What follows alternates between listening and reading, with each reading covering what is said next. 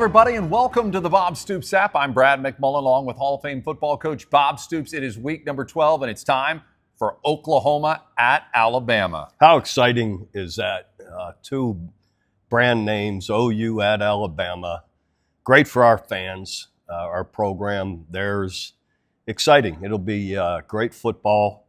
I've been fortunate to play there or compete there a few times with 2002 with the OU team and pull out a victory there. And that was there in 1998 with the Florida Gators. Coach Spurrier and I were able to win 16-10 in Tuscaloosa. So great place for everyone to go watch a game. Yeah, and if you're looking at the coaches poll, this is two top 10 teams. This is number 4 versus number 10. We're shooting this before the new college football poll comes out.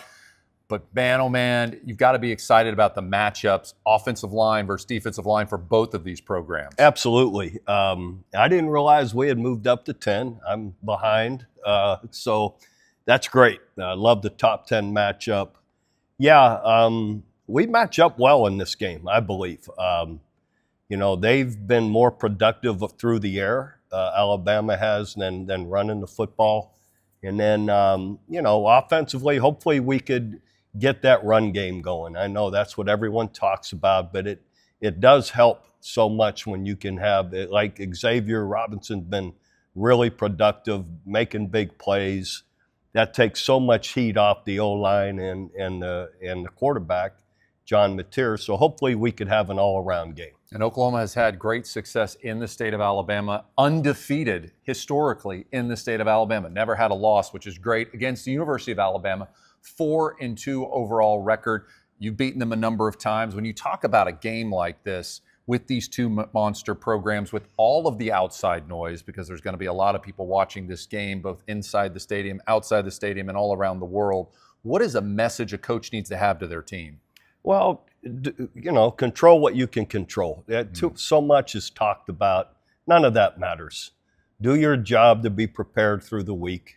And then show up game day, everybody get off the bus ready to go. I mean, to compete at the highest level and be ready to perform. I mean, you've got to make plays in these moments and make the plays that matter. And to me, that's all it's about. And the rest of it, all the noise goes away. Just play your best. Now, a year ago, Alabama came to OU as a 14-point favorite, and they lost. OU, a team you coached in the Sugar Bowl, also a 14-point underdog.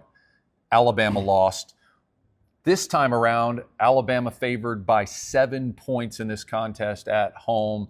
But it comes down to the basics, right? Going back to what you said, control what you can control. Don't turn the football over. Yeah, there's certain things that matter every week. Turnovers matter. Those kind of big plays are such huge factors.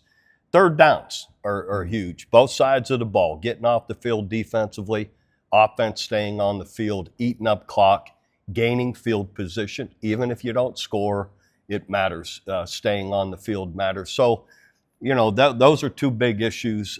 Third down conversions and then turnovers are a big deal. And when you look at where OU struggled against Texas and Ole Miss, you hit the nail on the head. Third downs, giving up long third down plays when you could have gotten the chance to get the defense off the ball. On the other side of things, for Alabama against Florida State, they just turned the football over. And you look at the way they played against South Carolina, a team that OU handled well. They just could not complete some of those long pass plays. It gets down to it's not that complicated when you look at it, but it's execution. Taking care of the football is smart play.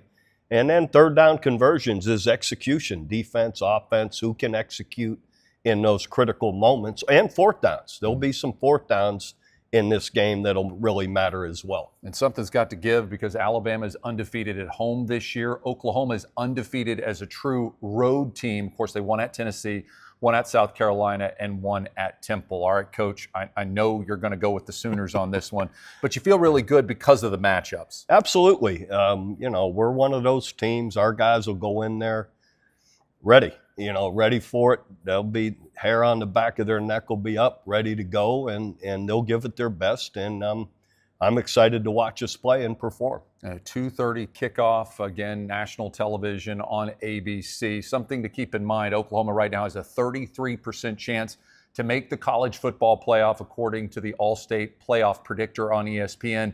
If they win this game, they're going to go up to 90% chance to make the college football playoff. So this is a game that has big-time ramifications. Yeah, I'm not much into all that. To me, it's just one week game at a time. Win this week, get ready for the next week. And I really believe we'll be at our best and have one of our best showings to show up this week and play a great game. Yeah, and one of those outside questions, though, is the health of Oklahoma. Obviously, when they played Tennessee, they were without 7 players.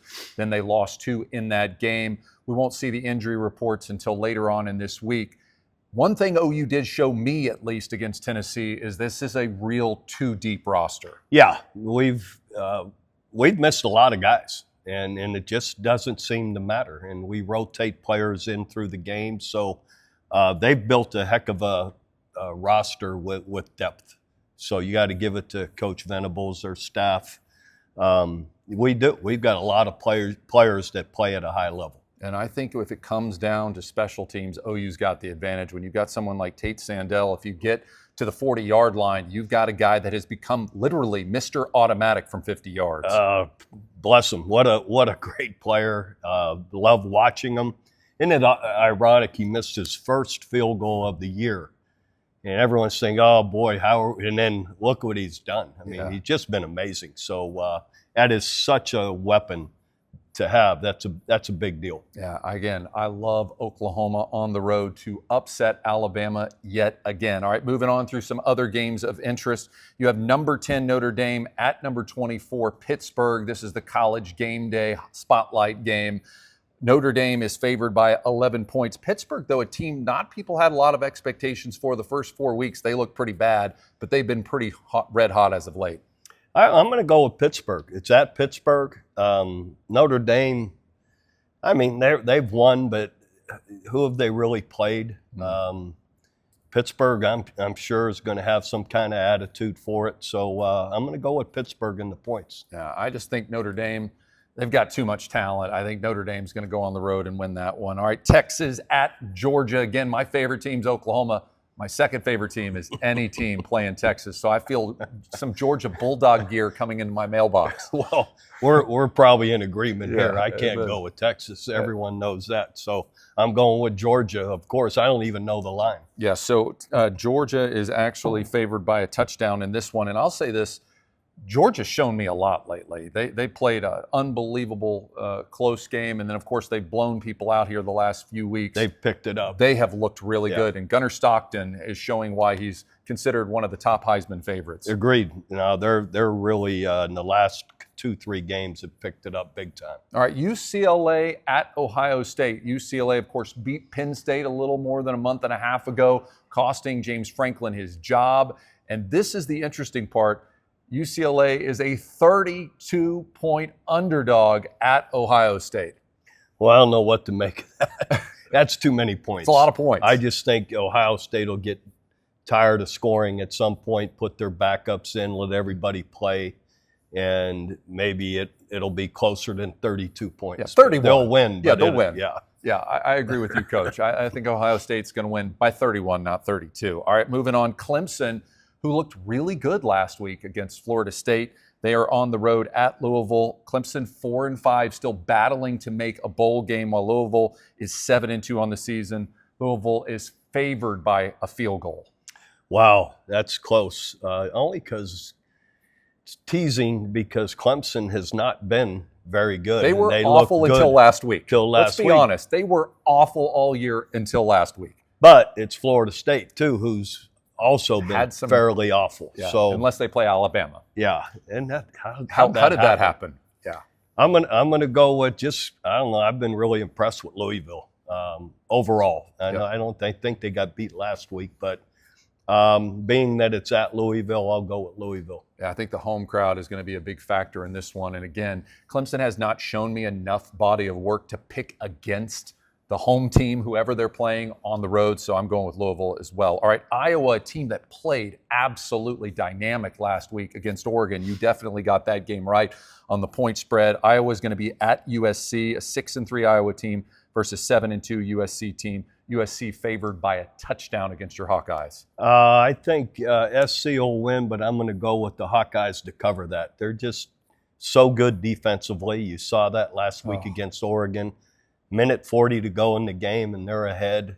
Couldn't hold on to it, and uncharacteristically gave up a run earlier in the game. A bunch of missed tackles, which is very not like Iowa. So I'm going to go with Iowa to keep it closer than that. Yeah, I think USC still got their eyes on possibly making the college football playoff. I like them winning at home, but I agree with you, Coach. I think it'll be less than 7 points. All right, Utah at Baylor. This is a team, Utah could find themselves in the college football playoff, ranked 13th. They're 7-2 on the season.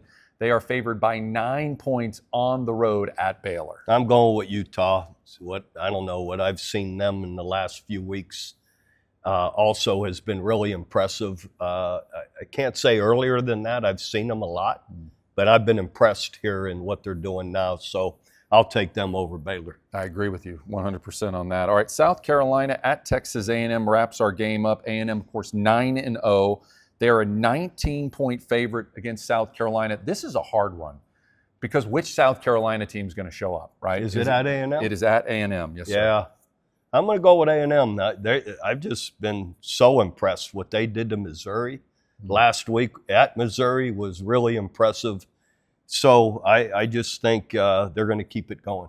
I agree with you. I just think Texas A&M is just a step above the rest, and a lot of injuries there at South Carolina, including to their star defensive end, who will likely be a top 5 pick in the NFL draft. When you don't have some of those, really difference makers, it makes all the difference. Totally does. You got some of your best players and impact players out, it makes a difference. All right, Coach, I'm going to end on this one. A lot of people are hearing your name out there as a possibility. Oh, really? Yeah, it's unbelievable. It's this time of year, and you just hear your name up there. Do you have any interest in getting back into coaching right now? No, I don't see how I would at this point. You never know what the world brings you, God brings you. In the end, I'm happy with my life, what I'm doing now, and I don't see myself getting back in the middle of all of that. Amen. So you heard it right here on the Bob Stoops app first. And remember, for videos anytime, just tap on our video link. For Hall of Fame football coach Bob Stoops, I'm Brad McMullen, cheering on the Sooners this weekend. Beat the Tide.